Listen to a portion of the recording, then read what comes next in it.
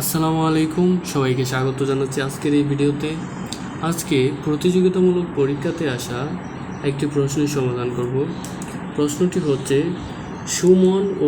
সুমন, আসাদ ও জসিমের বেতনের অনুপাত 6:4:3। আসাদ ও জসিমের বেতন 42,000 টাকা হলে সুমনের বেতন আসাদের থেকে মোট কত টাকা বেশি? তো এই প্রশ্নের সমাধানে শুরুতে আমরা ধরে নেব অনুপাতের সাধারণ রাশি সমান এক্স। ধরি অনুপাতের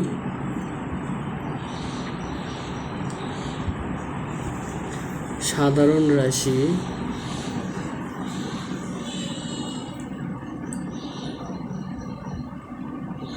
সমান এক্স। সুতরাং সুমন, আসাদ ও জসিমের বেতন হবে 6x, 4x এবং 3x। সুতরাং সুমন, আসাদ ও জসিমের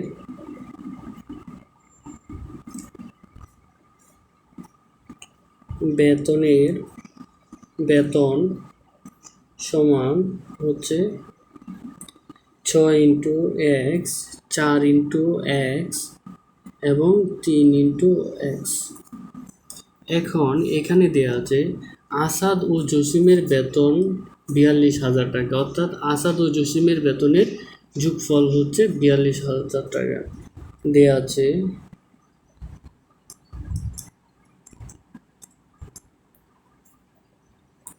আসাদ ও জসিমের বেতন, অর্থাৎ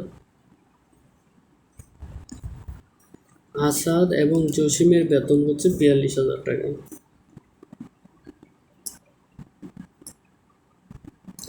আসাদ ও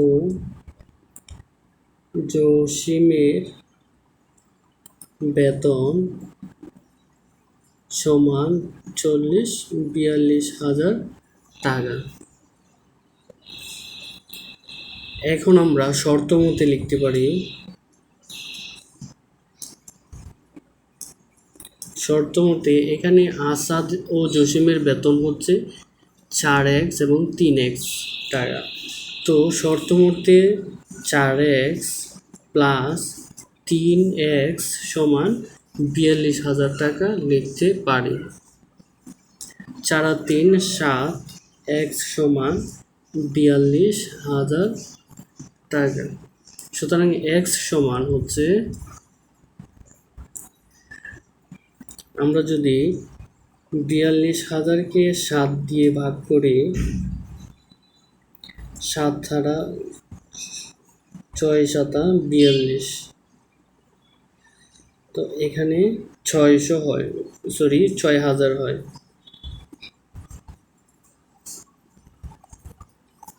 42,000 বাই হচ্ছে 7, সুতরাং 6,000 টাকা। এখন আমরা অনুপাতের সাধারণ রাশি x এর মান পেয়ে গেছি। এবার বলা হচ্ছে সুমন এবং আসাদের থেকে মোট কত টাকা বেশি। আর এখানে সুমনের বেতন হবে,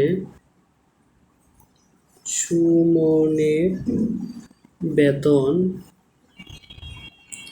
সমান হচ্ছে 6 ইন্টু x, অর্থাৎ 6 ইন্টু x এর মান হচ্ছে 6,000 সমান হচ্ছে 36,000 টাকা। আবার আসাদের বেতন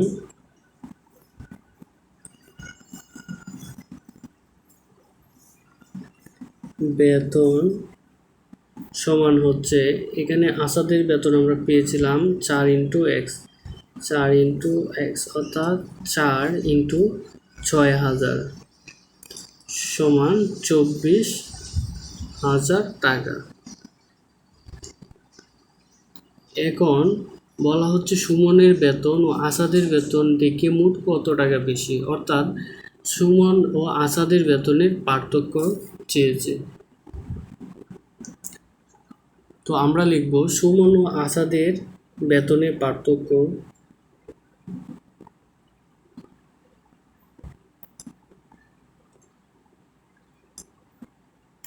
আসাদের বেতনের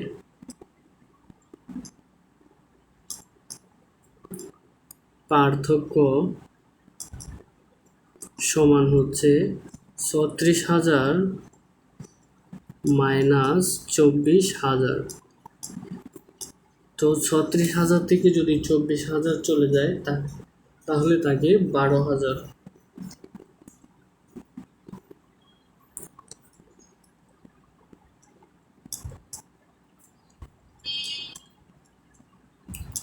অর্থাৎ আমাদের কাঙ্ক্ষিত ফলাফল হচ্ছে ১২,০০০ টাকা। অর্থাৎ সুমনের বেতন ও আসাদের বেতন থেকে পার্থক্য হচ্ছে ১২,০০০ টাকা। এই হচ্ছে আমাদের আনসার। এতক্ষণ সাথে থাকার জন্য থ্যাংক ইউ সো মাচ। ভিডিওটি যদি ভালো লাগে অবশ্যই চ্যানেলটি সাবস্ক্রাইব করবেন এবং এই ধরনের আরও ভিডিও পেতে আমাদের চ্যানেলটি ভিজিট করতে পারেন।